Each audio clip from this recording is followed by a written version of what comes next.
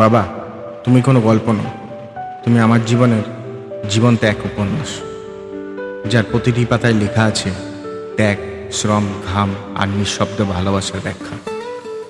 তুমি হয়তো কখনোই নিজের চোখে জল আনো না, তবুও জানি আমার এক ফোঁটা চোখের জল তোমার বুকের ভেতরে হাজার ঝড় তোলে। তুমি কখনোই প্রেমের কথা বলোনি, কিন্তু প্রতিদিন ভোরে ঘুম ভেঙে আমার জন্য বাজার থেকে আমার প্রিয় খাবারটা কিনে আনা, সেটাও তো প্রেম, তাই না? তুমি ধীরে হাঁটো, কিন্তু আমার সামনের চলার পথটুকু তুমি আগেই পরিষ্কার করে রাখো। তুমি শক্ত হয়ে থাকো, কিন্তু আমার ছোট ব্যথাগুলো তোমার হৃদয়ের গভীরে ডাক কেটে যায়। বাবা, তুমি ছায়ের মতন, জল তেষ্টা লাগলে জল হয়ে ওঠো, রোদে পুড়লে ছাতা হয়ে ওঠো, আর জীবন যুদ্ধে পড়ে গেলে তুমি ঢাল হয়ে সামনে দাঁড়িয়ে যাও।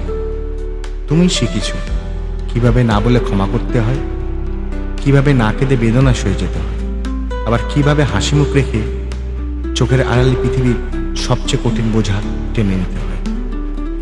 তোমার মনে আছে আমার স্কুলের প্রথম দিন, যখন আমার হাত কাঁপছিল, ভয় পাচ্ছিলাম, তুমি হাত ধরে বলেছিলে, ভয় পাবি না, আমি আছি। আর সেই ছোট্ট বাক্যটাই আমার সারা জীবনের সাহস হয়ে গেছে।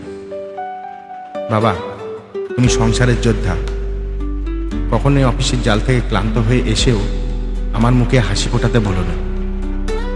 তুমি আমার সবচেয়ে নিরাপদ জায়গা, আমার সবচেয়ে সৎ বন্ধু, আর আমার জীবনের সবচেয়ে বড় প্রেরণা। তোমার মুখে কখনোই ভালোবাসি শুনিনি, তবু বুঝি যখন আমার পছন্দের খাবারটা তুমি নিজে খাও না, যখন আমার নতুন জামাটা তুমি আগে আমাকে পরিয়ে দাও। সেই সব ছোট ছোট মুহূর্ত লুকিয়ে থাকে তোমার হাজারো না বলা ভালোবাসা। তুমি চিৎকার করে ভালোবাসো না, তুমি চুপচাপ ভালোবাসো, নির্বাক কিন্তু গভীর। বাবা, তুমি আমার নায়ক না, সিনেমা সেই সুপার হিরো নয়, তুমি বাস্তব জীবনের সেই মানুষ যে নিজের স্বপ্ন বিসর্জন দিয়ে আমার জন্য পৃথিবীর সব কিছু চেয়েছে। আজ বড় হয়ে বুঝেছি তুমি হঠাৎ করে বদলে যাও না, আমি শুধু ধীরে ধীরে তোমাকে পড়তে শিখেছি। তুমি কখনোই চাওনি বাহবা বা কৃতজ্ঞতা, তুমি শুধু চেয়েছো তোমার সন্তান যেন ভালো থাকে, ঠিক পথে চলে, আর তোমার ছায়ের মতো তোমার থেকে বড় হয়ে ওঠে।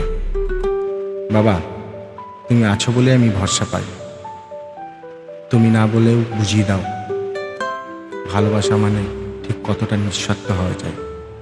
তুমি আমার জীবনের সমস্ত দিনের প্রেরণা, সারা জীবনের সবচেয়ে বিশ্বস্ত আশ্রয়।